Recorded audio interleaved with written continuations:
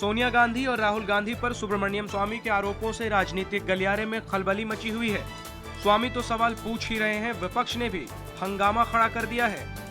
ऐसे में स्वामी के आरोपों में से निकलकर जो सबसे बड़ा सवाल आया, उसका जवाब कांग्रेस को देना पड़ा। सवाल ये कि क्या कांग्रेस ने सोनिया राहुल की कंपनी को 90 करोड़ का कर्ज दिया? जवाब कांग्रेस के महासचिव जनार्दन द्विवेदी ने बयान जारी कर दिया। हमें इस बात का गर्व है कि नेशनल हेरल्ड की प्रकाशक एसोसिएटेड जर्नल्स लिमिटेड की स्थापना पंडित जवाहरलाल नेहरू ने 1937 में की थी। नेशनल हेरल्ड ने आजादी के आंदोलन के दौरान अहम भूमिका निभाई थी। कानून के दायरे में रहकर भारतीय राष्ट्रीय कांग्रेस ने अखबार की पुनर्स्थापना के लिए द एसोसिएटेड जर्नल्स की मदद की थी।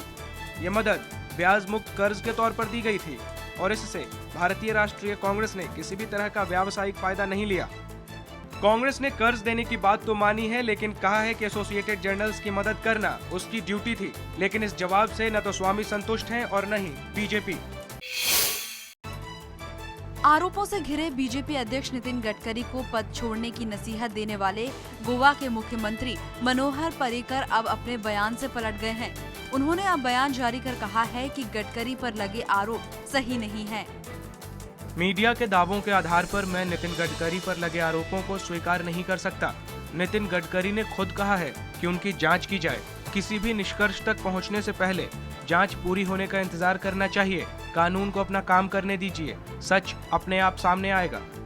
इससे पहले पर्रिकर ने कहा था कि अगर आरोप साबित होते हैं तो उन्हें पद छोड़ देना चाहिए।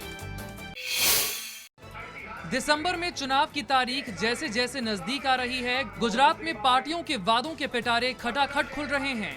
शुक्रवार को वडोदरा में कांग्रेस के सम्मेलन में केंद्रीय मंत्री भरत सिंह सोलंकी ने कहा कि अगर उनकी सरकार आती है तो जनता को सब्सिडी के 12 सिलेंडर मिलेंगे। सस्ते सिलेंडर के लुभावने वादे के बाद कांग्रेस ने ये भी कहा कि अगर गुजरात में लोकायुक्त होता तो नरेंद्र मोदी साबरमती जेल में होते। गौरतलब है कि गुजरात में लोकायुक्त की नियुक्ति पर मोदी सरकार और राज्यपाल के बीच काफी विवाद हुआ था। रॉबर्ट वाड्रा के जमीन सौदों की जांच का आदेश देने वाले अशोक खेमका को धमकी देने के आरोप में एक आदमी को गिरफ्तार किया गया है। हरियाणा के पंचकुला की पुलिस ने उमैद सिंह नाम के एक शख्स को गुड़गांव से गिरफ्तार किया है। उमैद सिंह हरियाणा हाउसिंग बोर्ड का कर्मचारी रह चुका है और उसे अशोक खेमका ने 2006 में तब बर्खास्त कर दिया था जब वो बोर्ड के एडमिनिस्ट्रेटर थे। अशोक खेमका ने दावा किया था कि उन्हें बीते 15 दिनों में 2 बार फोन पर धमकियां मिली। खेमका ने यह भी आरोप लगाया था कि पुलिस धमकी देने वाले शख्स को गिरफ्तार करने में ढिलाई बरत रही है।